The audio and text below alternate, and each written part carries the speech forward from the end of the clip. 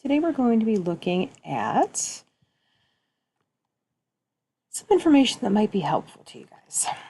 Okay, so we're taking a question from the thematic essay, which is part 2 of the June 2018 U.S. History and Government exam. Okay, if you took the test in the U.S. exam in June 2018, you had this question as an essay. Okay, if not, well, it's all new to you, and let's work this out together. We're actually not going to do an essay today. We're not really going to get too far into it. What I want to show you is how essays are graded. Okay, so I'm giving you a glimpse into the super secret world of teachers sitting around a table for 7 hours grading papers. Yeah, probably not something you thought would ever help you, but it might. Okay, so what I'm going to do is, I'm going to pull up. This is what the page looks like when you take the exam. Okay, you get to part 2. Yay, essays. I'm done with all those horrible multiple choice. I get on to writing lots of words on paper. Okay, what I would always do, because you might not know this, but to become a teacher, you have to take a lot of different exams for all different sorts of stuff. And really, it just feels after a while that New York State wants you to just pay lots of money. But when I would always take these exams, they always had, because I had to take obviously a social studies exam to prove that I understood what I was going to be teaching. And I would always do the essays first. For some reason, I just found that because I was writing so much, I was focusing so hard on what I was going to write and keeping it organized and not rambling, which I tended to, I'm sure you've realized by now, that it was just easier for me. I would flip, get to the essays, do the essays, and then go on to the multiple choice. Okay. You don't have to do it that way. It's completely up to you. You can do it right in order. Just whatever you do, don't leave blanks. I'm sure you've heard that before. Don't leave a blank, because a blank is an automatic point off. Okay. So moving on. I digress. We are looking at part 2, which is a thematic essay question. And if you took the June 2018 exam, this is the one you had for thematic essay. Okay, so this is what it looks like when you pull up your page. It says, directions, write a well-organized essay that includes an introduction, several paragraphs addressing the task below, and a conclusion. Okay, and that's important. Okay, we're talking about directions and how important directions are. They're telling you what you need to do. They're telling you exactly what they expect to earn full points. Full points is a 5. I think I've seen one of those, but honestly, a 4, a 3, we see them a lot. We also see a lot of 1s because people don't follow their directions. Okay, sometimes even a 0 because they'll just leave it blank, which is never a good idea. Okay, because even if you write something, we might be able to squeak out a point or 2 for you. Okay, I would prefer you follow the directions. Write a well-organized essay that includes an introduction, several paragraphs about the task, and a conclusion. Okay, and our theme here is geography and territorial acquisition. Of course, they have to use big buzzwords.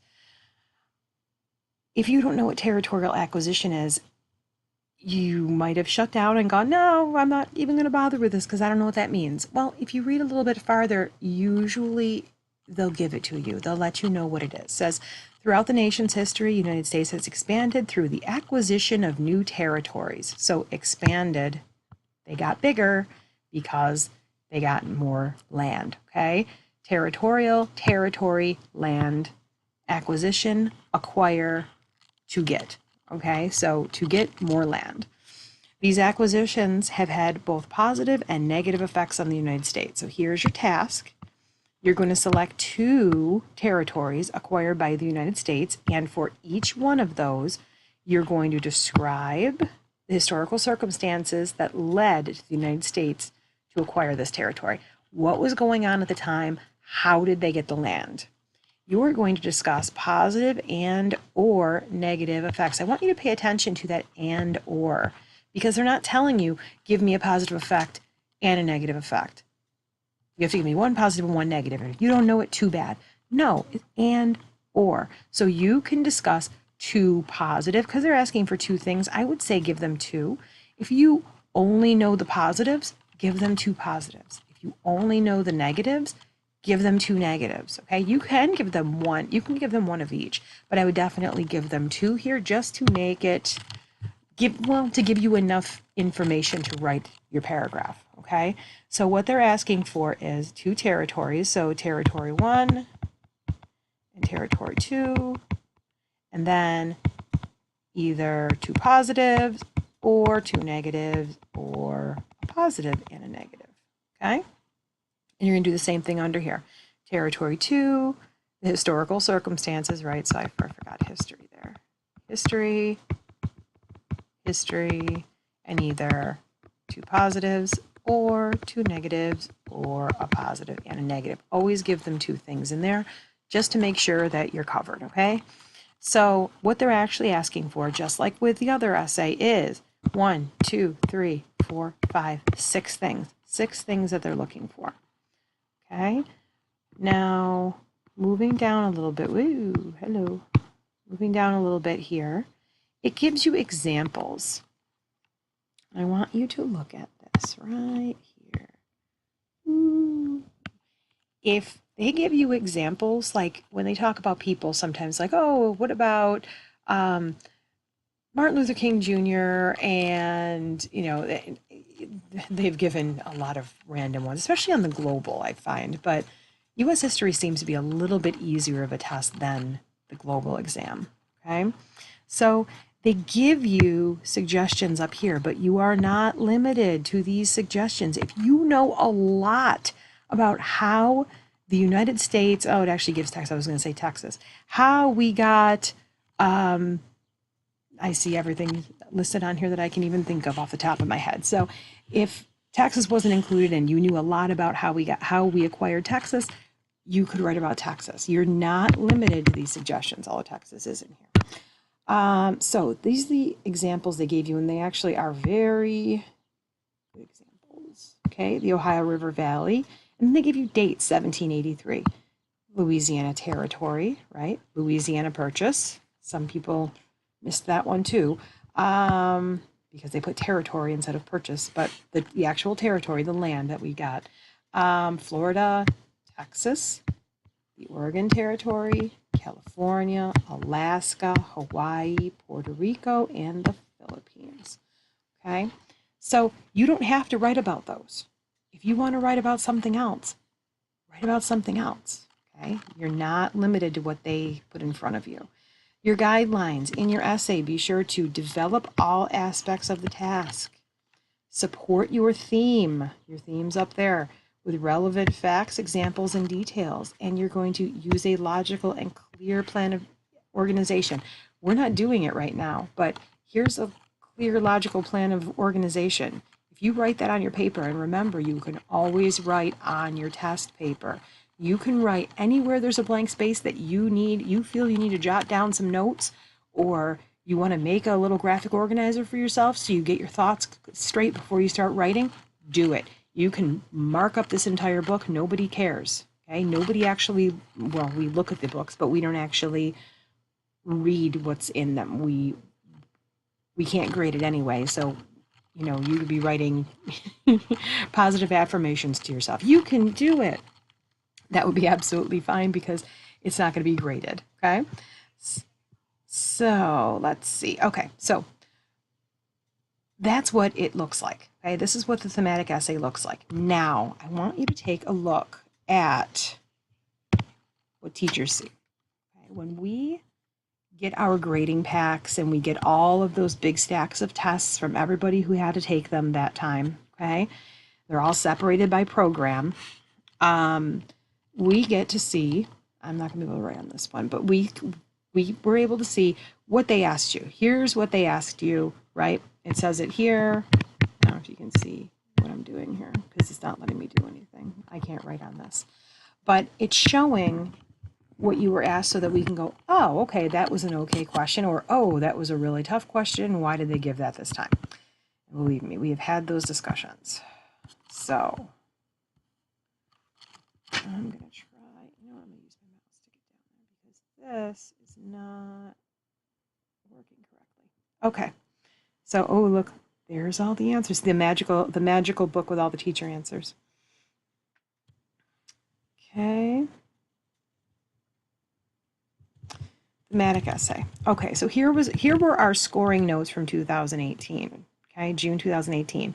This thematic essay has a minimum of 6 components. Like I told you, you need those 6 components for each of the 2 territories.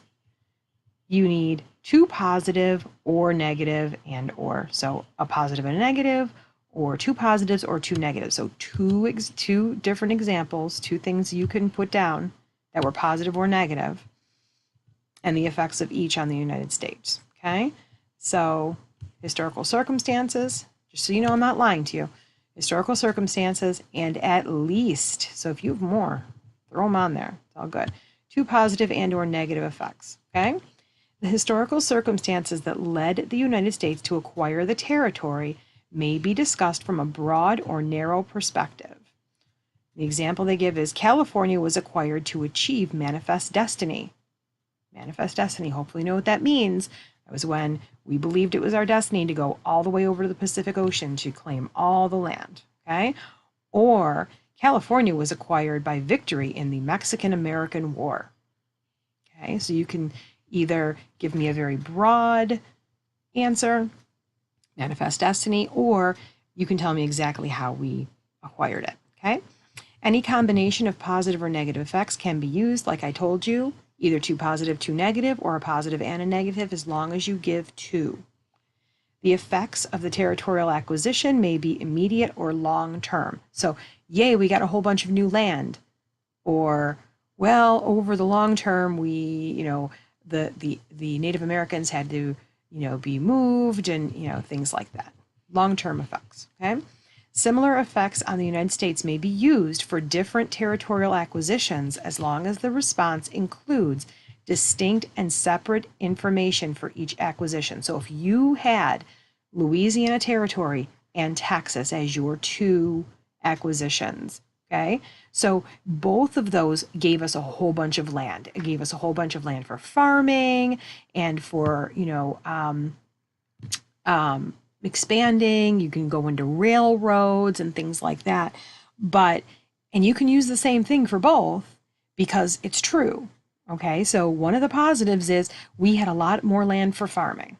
Okay, let's see.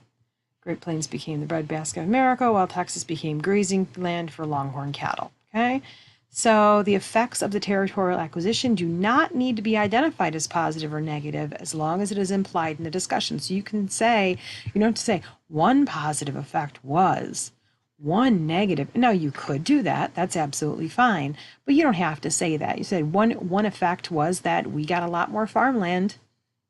It's just implied that it's a positive. Okay?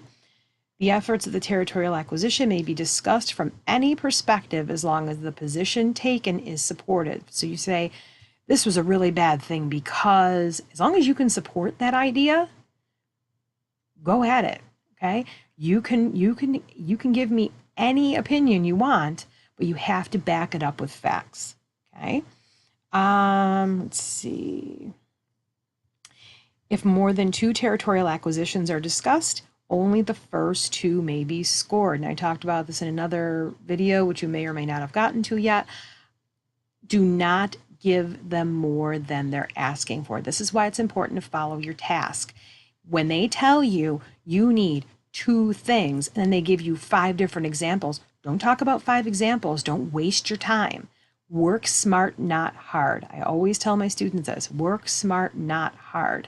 If they're asking you for 2, you give them 2 and you do it well, okay? Don't spread it out over 5 and do, a crappy job on all of it and get yourself a 1 or maybe even a 0 if you don't say anything, of consequence, okay? So this is what the teachers have to follow. This is the actual sheet that teachers are given in order to score your exams, okay? Or we can go through this a little bit more. Let's see where we at, 15 minutes. All right, I'm gonna go through just a little bit more, okay? And then we'll be good. I want you to see these because it's important for you to know what we're looking for.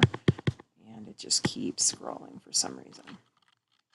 All right, so for a score of 5, like I said, I've seen very few 5s. It's nice to strive for a 5, absolutely, but you know, it's tough. It's very, very tough to get a 5. I really hope you get one. Okay, for anyway, for most of these, for a score of 5, of 4, of 3, okay, even of 2, I want you to minimally develop all aspects of the task. So say a score of 4 develops all aspects of the task, but may do so somewhat unevenly by discussing all aspects of a task or one territorial acquisition more than a second. So you might know a whole lot about the Louisiana Territory and not much about how we got Florida. So you might give me a whole bunch of information about one and just a little bit about another one. I could still give you a 4 as long as you went through all this information. If you gave me some description and some facts, okay? You could, it gives you examples there you can read through if you'd like. You have to support your theme with relevant facts, examples, and details, and you have to demonstrate, there it is, demonstrate a logical and clear plan of organization. If you write yourself a little graphic organizer, that's going to help you stay on task for what you need to do, okay? For a score of 3, they still want you to develop all aspects of the task. You have to follow your directions with little depth, or develops at least 4 aspects, which out of those 6, with some depth, okay? Is more descriptive than analytical, so you might not be giving me a lot of facts, but you might be saying, you know, things about, oh, Napoleon was a big jerk, and he wasn't a cool guy, but he gave us all this land for a really cheap price, okay? That would be analytical. That would be you basically giving me your opinion, but you still could get a 3 on your essay, okay, out of 5. Demonstrates a satisfactory plan of organization. That's why it's important. Write down a little graphic organizer for yourself. Super easy, okay, to keep you on track, okay. It even says here, if all aspects of the task have been developed evenly and in depth for one acquisition, and the response meets most of the level 5 criteria above, the overall response may be a level 3 paper. So you could still get a 3 even if you only knew about one and you decided you were going to write really well about one of those acquisitions, you could still get a 3. Okay, a 3 out of 5 is an awesome score. Okay, a 2 would be minimally developing at least 3 of the 6 aspects. Okay, mostly descriptive. You don't really have a lot of facts. It's still looking for a general plan of organization. Okay, so you need to, something you really need to focus on. And then a score of 1, you just really didn't do much at all. Score of 0 is when you leave it blank. Okay, 0 out of 5 is not a good score to get, because these are easy. Anything you write, we're going to try to get you points on it. So always write us something, okay? All right, and it gives you some examples here. I think I'm actually going to include these.